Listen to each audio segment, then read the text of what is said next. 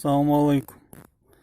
По поводу робота хотел бы рассказать один такой момент, очень даже неприятный, когда на заднюю скорость ставишь, и такой стук бывает неприятный, и чтобы этого не возникало, надо с А скорости, это с первой скорости сразу назад закидывать, и она плавно заходит.